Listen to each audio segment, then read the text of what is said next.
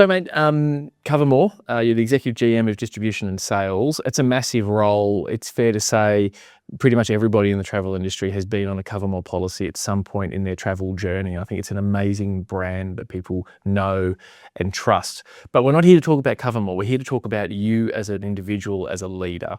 So we're going to start with where your career journey, where's it at, and what are some of the things that you've seen change over the last period of time? Let's really focus on that post-COVID time. How are things different for you now than what they were in the past? It's a good delineating point, pre-COVID and post-COVID. I think for our industry, it took us a little while to recover, right? So like everybody rather in the travel industry, we lost a lot of the human knowledge that was in the business. There was a lot of the human knowledge, the human empathy of talking to customers, which builds up over a long period of time. And it's the interesting part about insurance that not many people need to rely on their insurance product. It's kind of your good day if you don't need to claim. It's your bad day if you do. So in a surprise and delight, a holiday environment, if you're talking to us, something's gone wrong. Okay? Someone's pinched your luggage. Somebody has injured themselves, or flights have been delayed or cancelled. So something's challenging in a foreign environment, and having that human empathy, it took a long time for us to build that up.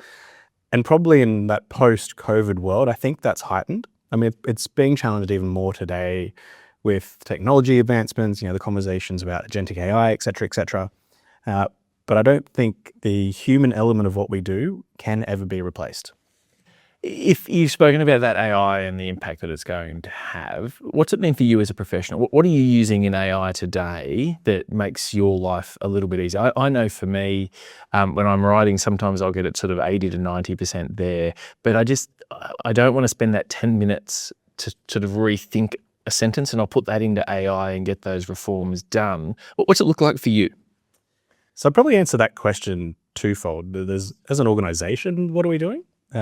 And AI in an insurance setting, it's really important for advancing a lot of the manual processes that we do today. And I think tying probably to my last point about that human interaction, if we can use, and we're doing some pilots within Zurich Covermore around the world on travel claims specifically, about how do we remove humans from actually having to do admin and instead pivot them to talking to customers and engaging with customers, using human brain power to create a better customer experience. So that's really exciting from our front. On a personal front, it's an interesting question that I often get, even internally, about what does a sales and distribution world look like in the future with AI? And again, I don't think we'll ever replace the human connection and the human empathy. And I've got a team of people that have refined relationship management skills. AI will never replace that. But we absolutely can use it to do what probably unpopularly I'd say is some of the mundane parts. You're managing PowerPoints or putting together PowerPoints, checking through some of the rather arduous documentation that comes with working as part of an insurer. That's where it's applying a lot of goodwill and wins for us. If I go back into your career journey, I want to go a little bit deeper on this, is that you've been on the front line of sales, you're now leading a team, and I remember some conversations with you as we came out of COVID as an association, and you were there. You were like, yep, we're in. There was some discourse, some negative discourse in the agency community. You stepped up, you did webinars with us, you answered questions, you stood off, you explained why certain things happen. If you were thinking, if people that are watching this today, what are the things that you would want to know your younger self? What skills should people be looking at if they want to be a frontline consultant, a BDM, and then in your position now as a team and leader in a multinational corporation? What are some real key insights people should do? And let's start with beginning your career, and then we'll go to the middle, and then where you're at today. It's an interesting journey, even internally. Well, if I go back to the beginning, so I was studying business and law, and I was working in a medical assistance team at a travel insurer, a different one, so I better not name names. That was sort of the eye-opener, right? I remember the Mumbai bombings. So we put our registered nurses on the ground. I remember talking to the father of Catherine Anstey, who got shot with an AK-47. And so there was some really grounding experiences in there, some challenging emotional situations, but some grounding experiences of why travel insurance is really important. I mean, we can talk about losing your travel claim. We can talk about losing your camera as part of your travel claim, it's probably not the big substance of why travel insurance is important. So that's where I started. I moved into the operations world. It was probably advantageous having a law degree, working in operations. And then one day they tapped me on the shoulder and said, do you want to jump onto the sales side of the fence? Yeah. Blindly said yes. Walked in, and I think my mantra at the time, and they were kind enough to give me a mentor at the time, and that person had called me out and saying, stop telling people you don't know what you're talking about because you don't know the sales world. Took me a little while to learn it. Didn't know anything about the travel industry at that point in time. So there was a lot of people to meet, a lot of relationships to build, prove who you are, what you're doing, et cetera, et cetera. Those core sales and relationship management skills. The thing that it's taught me over the nearly 20 years that I've been doing that is those lateral movements they're important. So don't be afraid to take a lateral movement. It's not always about climbing the corporate ladder. Widening that skill base actually prepares you better for a future. So you started your career with a law degree. It wasn't a great one, right? It wasn't a great. So a law degree into sales. Was there some extra training or something that you did, or looking back on where you are now, was it something where you went, I like talking to people, I like solving problems? Where was it? Was it training, or was it something within you that helped you navigate those lateral movements? There was some training along the way. So there was a general manager program that Covermore put me through down at Mount Eliza Business School. That was great. That was a living experience, and I was probably quite young at the time compared to the general cohort. So it did open my eyes, and probably one of the things that it really opened my eyes to was not being afraid to speak up, to ask questions, to say you don't know the answer. And I think that's important to where I am now, because you sit in a meeting room, an executive boardroom, whatever it might be, everybody around the table might not actually know the best result, the best course of action, what the answer is, and they're expecting everybody else to contribute.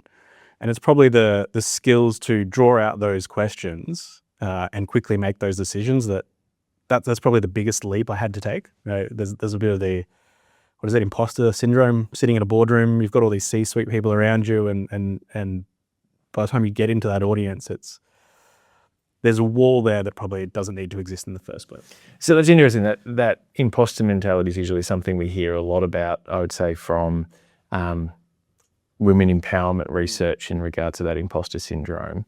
But you found that yourself. I personally found it going into rooms where you see people on TV or on radio, or they've got a title that's imposing. It's still a thing, isn't it? Yeah. Did you have any particular strategies that you've implemented that you'd be willing to share? It's somewhat difficult, right? Because I don't think I'm a terribly over politicized person. I tend to speak what I'm thinking or ask those questions. And I've learned to be quite comfortable doing that. So if I draw it to the example of when I first moved from operations to sales, I remember sitting in front of an agency in Adelaide, and the first thing that came back to me was, you're in sales now, but you were in claims back then. 5 years ago, you declined my claim. So the memory hangs on. That's a level of commitment, isn't it, to a grudge? But it was probably the first time that I remember, forced myself, I guess, to remember and have the conversation about the hard questions and ask why. And it wasn't necessarily a comfortable environment for me then. I was with our BDM team. I was the brand new boss. I was trying to make a good impression, et cetera, and that's what came back. So some of that, I think, is probably inherent in personality. I'm comfortable. Don't think I'm comfortable being uncomfortable, right? No one really is. I reckon that's the biggest misnomer, 100%. Yeah.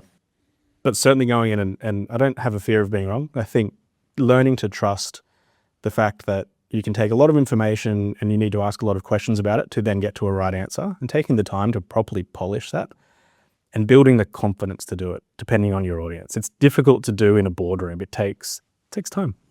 And it's until you push yourself to go into those boardrooms and push yourself to have those conversations, you never really develop the muscle to do that, because it's a skill you don't typically have. I want to finish on a couple of questions, and this is as part of this leadership series that we're going to be speaking to and asking travel professionals to talk about is we all learn things through our career. And if we look back and go, I really wish that I didn't learn that skill or that habit. What is that for you today? That's certainly not a question that most people have pre-prepared, right? So that's a humdinger. What would I have unlearned? I'll talk through the uni days again, right? And this is going to come across, didn't do well in either of those subjects. Hey, you still got a law degree and P equals degrees, so we're fine. That was right. Probably foundational statistics. So I have a somewhat of a brain for numbers, but there was something about foundational statistics that there was just an allergic reaction from my grey matter. So I put an incredible amount of time and effort in there, probably a lot of time that I could have spent at the uni bar. And I still only grasped the concept. Fast forward into my career, and I work in an organization where we have a high number of hyper intelligent people that love maths and love statistics. So I've got enough knowledge to sound like an idiot. And fast forward 15 years later, I just throw it into ChatGPT. It does it for me. It's amazing. So, that whole statistic, I remember 101 statistics in my business degree. I hated it. I hated every second of it. And there were very few people who I was like, oh, they are really loving this. And when am I ever going to use it? 100%. It's trigonometry for me. Like, why I've never used Sing Tan Cols, but I do remember the acronym we had to use to get through the school degrees, which can't be used on this video. To know it, man. I want to finish on this last question, and it's a really important one. It's going to be one about you as a person. And this series is all about understanding the people behind the positions. And in every life, there is someone who is an inspiration to you as an individual. And they may not be an athlete, but there's usually someone who's had an important, pivotal moment in your life to support you. Who is that, and what was that moment? Mine are actually probably quite close to home, right? I'm not one of those people that would answer, it was Gandhi. It was a team of people at an employer in my uni days that, I got a little bit sick when I was younger, and their response showed me probably the corporate way of life that I want to live. And I'm trying, I think, to live that today and to push that through my organization, which is a big global behemoth now, about that right work-life balance. Right now, I've got a 3-year-old. I would consider I'm a pretty present father. We've got a company that allows that and a culture that allows that. I'm really, really proud of that. And then there's another person from those early days at the old company that taught me, you'll learn something from everybody. Some of that is good. Sometimes that is that you don't want to be like that person or what they're emulating. I think that's a wise lesson you can apply in corporate and personal life. There's always lessons to be learned, even in bad. And sometimes it is 100% agree. Looking at someone's behavior, looking at the way they approach an issue and saying, I don't want to be like that. That's not who I want to be as a leader. Thanks so much for joining us today. Really appreciate it. Thank you for the opportunity.